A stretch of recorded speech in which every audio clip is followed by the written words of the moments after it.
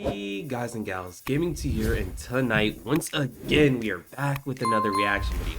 Now guys and gals, usually I put a lot of more energy into that hey, but if you haven't read that message I probably sent like 5 minutes ago, 6-10 minutes ago, I am sick.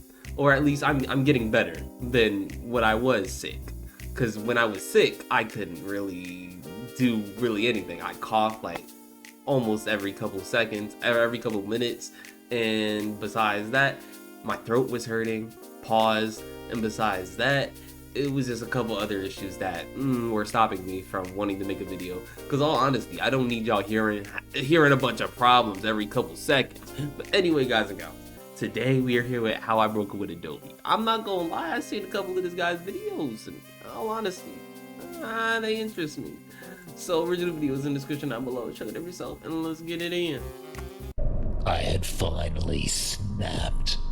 My brain was on fire. I was having an aneurysm, an out-of-body experience, watching myself, shaking and desperate and screaming. Why? Why are you doing this to me? Adobe had just corrupted my file again. 2 days of my best work down the drain. I seen the last video he did on about her. Drop of my secret, simmering resentment. Damn, his cheeks looking crazy. Breaking up with Adobe. Now hold on. Your cheeks, but if your cheeks start detaching from your body, you know there's a problem. Secret, simmering resentment into a work of video art. Breaking up with Adobe.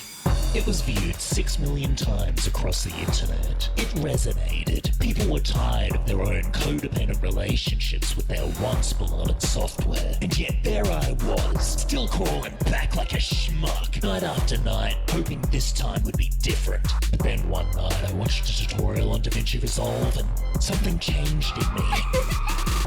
I dared to dream. So I built up the courage, packed my bags and said, listen up, toots. You and me, we're done. I'm making this next project without you. It's crazy because I use DaVinci Resolve in my videos. This was a terrible idea.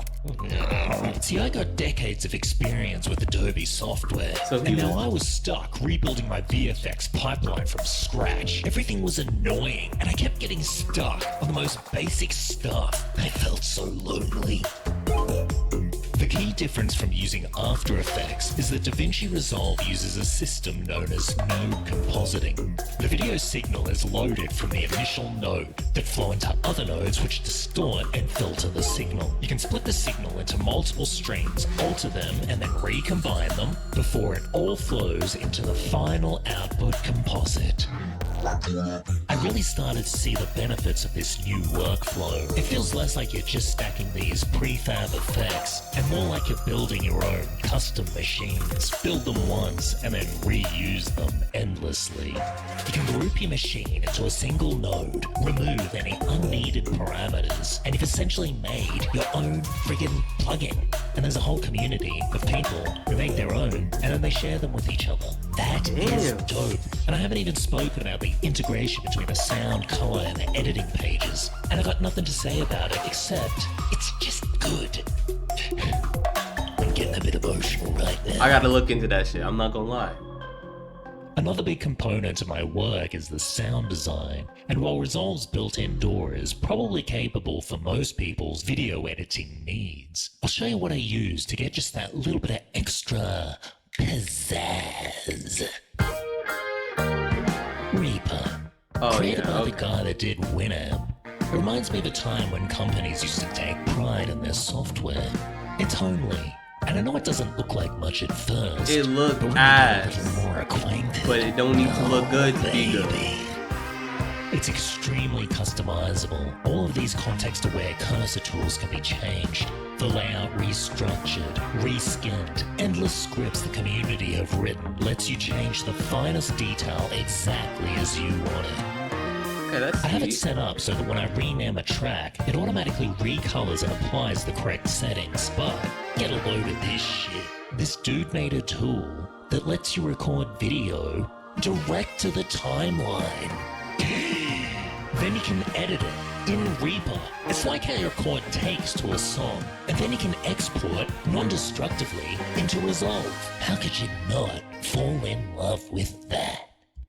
So for the last few months, I've also been using Affinity Photo, Toon Boom Harmony, Unreal Engine, FL Studio, Clip Studio Paint, and I love each and every one of them. But I'll tell you a secret. I had ulterior motives for breaking up with Adobe. Team switching off. There's no fucking way. He was about to get into the mix of why he really had this ulterior motive, and ads just be popping up like this. From idea to outcome. Innovation belongs on the canvas. Innovation belongs on Miro. With Fargo, your virtual assistant from Wells Fargo, you can access your FICO score in a snap. What I would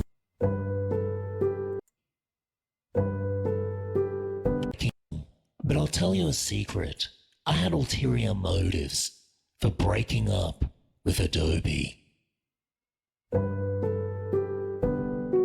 For years now, I've been infatuated with Linux. Ending my reliance on Adobe finally gave me the confidence to start experimenting with a new operating system, and I was determined to learn about the terminal, Flatpaks, and of course, Fisk.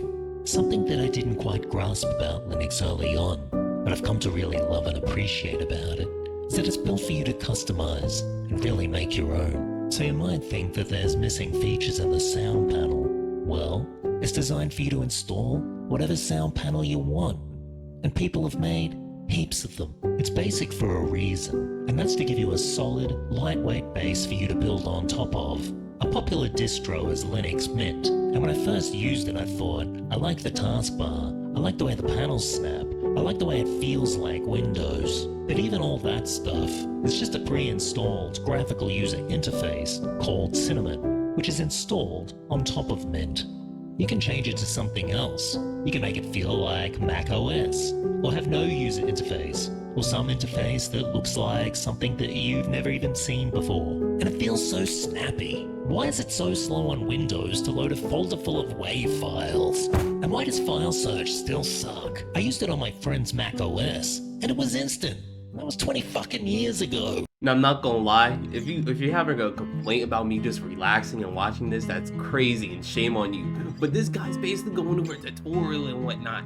Now, either you would watch and enjoy, or you allow me to enjoy the video and stop when I want to. I love that Linux isn't giving me recommendations or pop-ups or trying to steal my shit. It just leaves me alone. And don't get me wrong, there's still a lot of headaches, and getting everything up and running is not exactly a wank in the park. But you know, a few years ago, you couldn't even run games on Linux. Now most of them run fine. It's just such a good time to jump on board, and things are getting more compatible as time goes on. Thanks, Gabe. But the thing I like most about Linux is that despite the headaches trying to get everything to run, there's a real sense of passion and optimism in the community. It feels like technology made by humans, for humans, brings a freaking tear to my eye. It reminds me of when I was just first getting into computers. Wee little all the laddie. things you could learn. Made me realize how much I've missed that sense of passion and optimism about tinkering around with technology. Yeah. I'd really recommend just installing Linux Mint to a USB stick, running it off that if you want to try it out. Don't worry, homie. You won't break anything.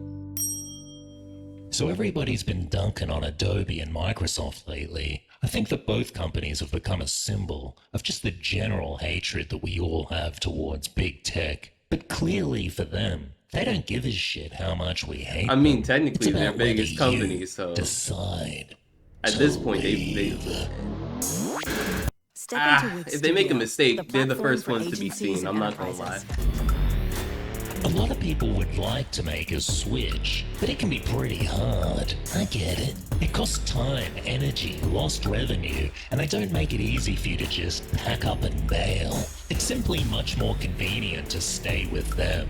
But I've got a little public service announcement about the true cost of staying in your convenient big tech relationship.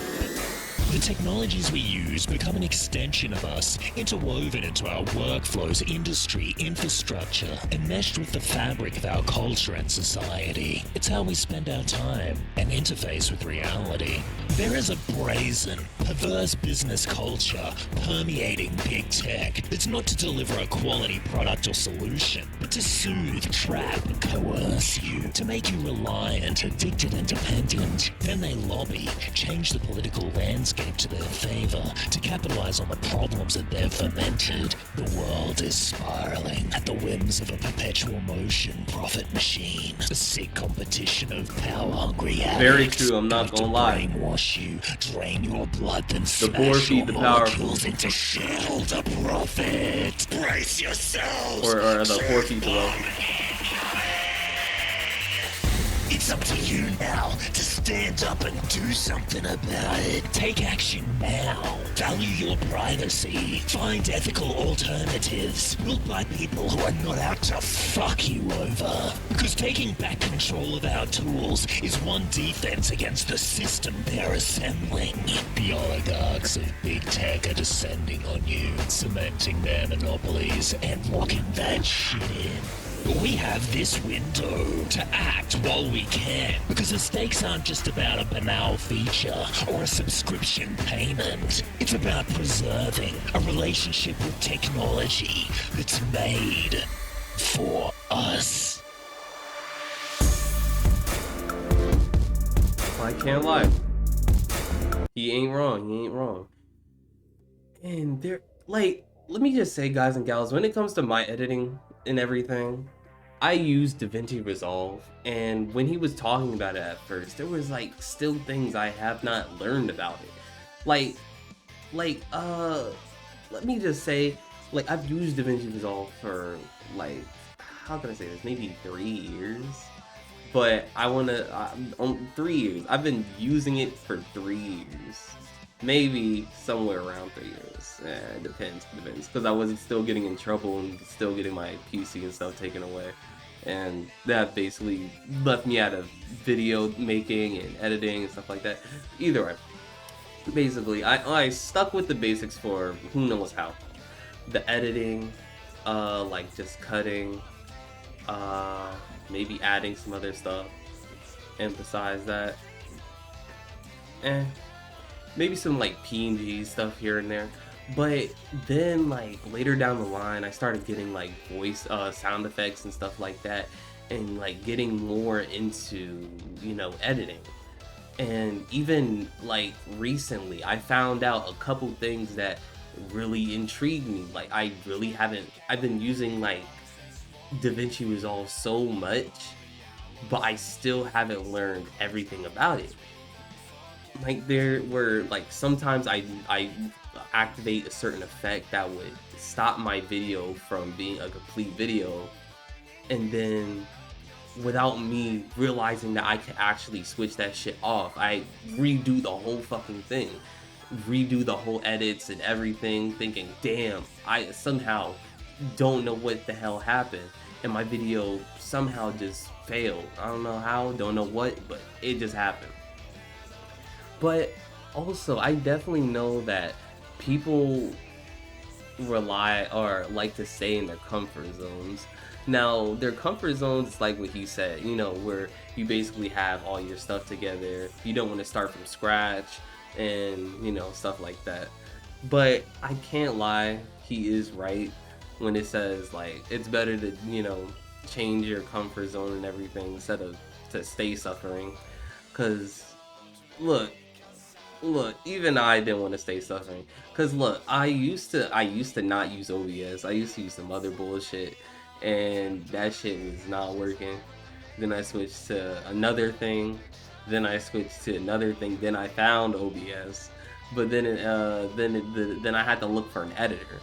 Now, before I found DaVinci Resolve, I found like maybe 3-4 different types of editors. Them shits were kinda, I'm not gonna lie, the first two garbage, trash ass. Now, I'm not gonna lie, I think if I'm correct about the other two, the one was one I had in school that the teacher was basically using for our cinematography class. The other was something I just I think I found. I'm not gonna lie. Then I found, you know, DaVinci Resolve, and that shit doing wonders. Oh my goodness. And besides that, yeah. I mean, it depends on what you guys are doing, what you're into, but yeah, I just said what I'm into, and that's what I'm doing. Now, as the channel progresses and everything, I still want to, like, I still know I'm going to basically learn different things about DaVinci Resolve. Shit, at this point, I think I'm supposed to learn more than what I do know, but I guess I'm moving at my own pace. Shit, I guess I am, because I think I'm doing pretty good. I'm not gonna lie, I'm doing pretty good. But I definitely want to move faster than what I am now. Because, I mean, yeah, it can help with the videos, it can help with me, and just my knowledge of how to edit. Because, I mean, I like editing. I'm not gonna lie. Editing is fun. Time consuming, but fun. Especially since I can put my own ideas and, you know, make my video funny to what I think is funny. See how other people react to that. But anyway, guys and girls, I hope you all like, subscribe, and enjoy this one video. And if you did like, subscribe, actually, for any of that, maybe if you maybe draw, maybe if you edit videos, maybe if you do some type of animation or something, maybe you put that in the comment section down below. Tell me what you're up to. Tell me what you do for a living, or just what you do that may involve one of these softwares, or maybe just tell me your struggles with one of these softwares. But now, like I was saying, I hope you all like, subscribe, and enjoy this one video. And if you did like, subscribe, don't hit the bell right above subscribe and the notifications for all of next. Now, anyway, I am Gaming T, AKGT, and I'll see you all later.